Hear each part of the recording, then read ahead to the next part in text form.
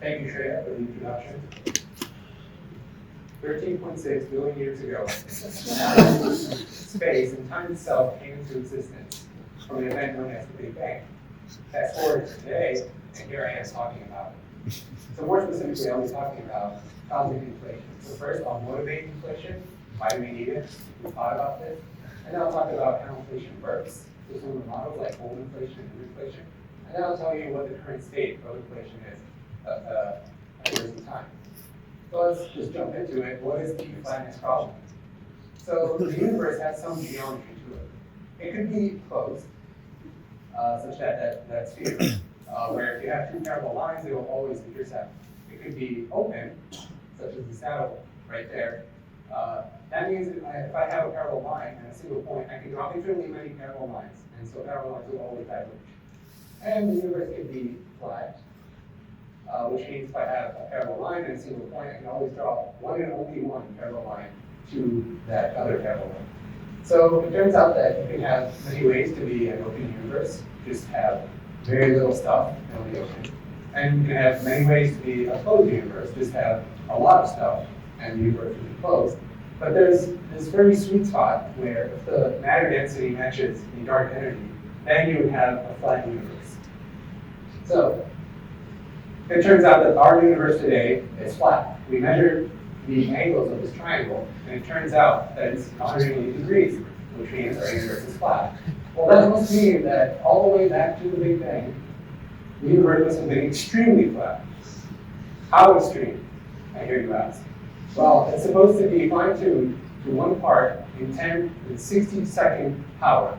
That's an unimaginably small margin of error. That's like if you were bowling and then you roll, you must keep it dead center for a light year. Pretty good universe. So that's the flatness problem. Now for the horizon problem. It turns out that if you look at very distinct, causally disconnected patches of space, you'll notice that this part of space has the same temperature as this part of space.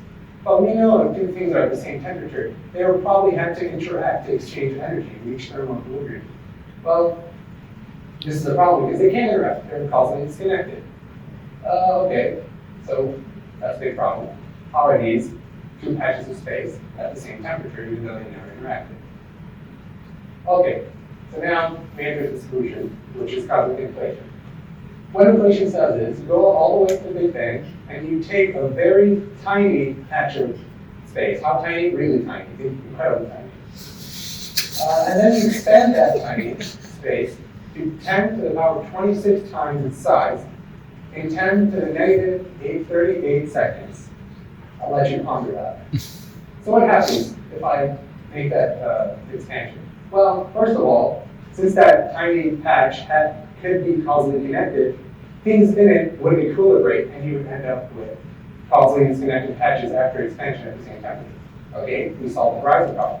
Well, at the same time, if that tiny patch had some curvature to it, the incredible expansion would completely get rid of any extra curvature and you'd have a flat universe.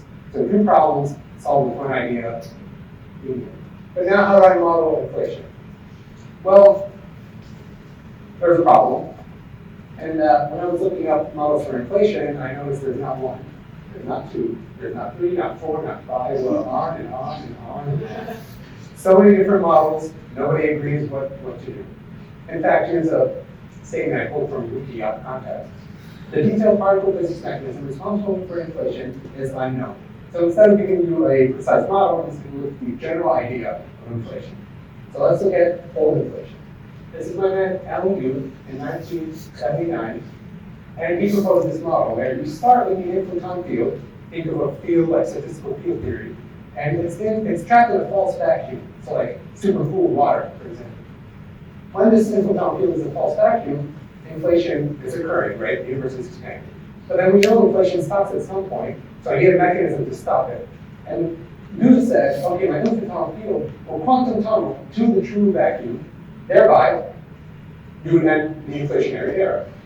Okay, this we all know is a first order phase transition because your order parameter, which is the expectation value of your field, transition discontinuously from one phase to the other. However, this model had problems, which you can ask me about in the Q&A, but I don't have time now. So I will just skip to the second new idea, which is new inflation. So under this algorithm, Paul Steinhardt and independently Andre Lehman in 1982, they came up with the idea of new inflation where they would bypass that whole tunneling thing. So what they did is they said, okay, start again with the inflaton field, it's in the false vacuum, and then you'll make it slowly roll down at an incredibly flat potential, almost flat. And then during this process, it'll be inflating. And then once it reaches this point right here, which is preheating, it drops all the way down to its true vacuum, thereby releasing all the heat. And this would be a second order phase transition because the field changes value continuously. However, this model also had problems, which you can ask me about in Q&A. But for now, I'm just going to tell you that it has problems. So now let me tell you what the current state of inflation is. Most cosmologists believe some form of inflation happening. How, what exactly, we don't know. But it's just very appealing, so many cosmologists like it. Fun fact, Paul Steinhardt, one of the new inflation guys, he turned against inflation. He doesn't like it anymore. What are some open questions? Well, what is this inflaton field that I spoke about? Where does it come from? Is it the Higgs field? Is it some other scalar field? How do you get around fine-tuning problems? Well, remember, inflation was supposed to solve fine-tuning problems, and it could end up having fine-tuning itself, so that's a problem. How can experimentalists probe the predictions of inflation? So what can experimentalists do to say, oh, you have evidence for inflation?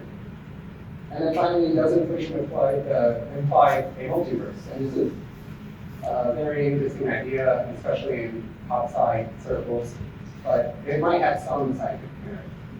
So just to recap, we talked about inflation and the motivation, so how it solves the flatness and horizon problems. Then we talked about two types of inflation, which are the old inflation, first order phase transition, and the new inflation, which is a second order phase transition. And then finally, we stated that there was no single model without a problem. So with that, I thank you, and I'll leave it out there.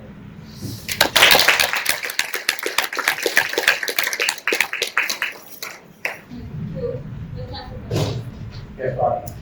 Yeah, so what are the problems with old inflation? I'm glad you asked. Which one, old or new? Old first. Old, okay. So going back to old inflation, this is a subtle problem, but it turns out that if you have your field in the false vacuum, that there are bubbles in space-time that are expanding, right? You have different bubbles in space-time that are expanding. If you have very few bubbles, and it turns out that the energy is carried on the surface of the bubble, and the bulk would be basically empty. There wouldn't be any energy or radiation. And that's not the universe we live in. On the other hand, if you have a lot of these bubbles, and they collide with each other, you end up with all the energy is concentrated on the bubbles, and so you end up with an inhomogeneous space-time, as opposed to the CMB, which we measure, and it's almost exactly homogeneous, right? So it turns out it doesn't match onto the data. So, unit. So then what is the problem with The problem with new inflation is that if you want this to slow roll such that during this time it's inflating, it turns out you have to fine-tune your slow roll parameters to get the right amount of inflation, but you're back to the problem you started with, because the idea of inflation is to get around fine-tuning problems, but they're back. So we need new models. There are new models like chaotic inflation, eternal inflation, all to try to get around fine-tuning. But Paul Steinhardt says there's always some fine-tuning involved. Nathan. What are the potentials that are being minimized in these? So the inflaton field, so the inflaton, think, for example, it's a new scalar field, like the Higgs field, maybe an electromagnetic field, even though that's not a scalar field, but that field has some vacuum expectation value, so it has some value just in the vacuum. And so in this case, the inflaton field is what drives the expansion, right? You would say, okay, imagine some field called the inflaton field, and it's what drives the expansion. Yeah. Why did Steinhardt tend against inflation? Because of fine-tuning problems. He later realized that in order to get inflation to work, you have to fine-tune so many parameters, and you're back to the problem you started with. Yeah. David, do you have a question? I was pondering how fast the universe is expanding, and would that be faster than speed of light? Yes. Okay. Yeah, because space itself is being like, it's not that something is moving faster than light, it's that space itself is being created at such a rate that things appear that they're moving faster than light. It's subtle. Unfortunately, we're out of time.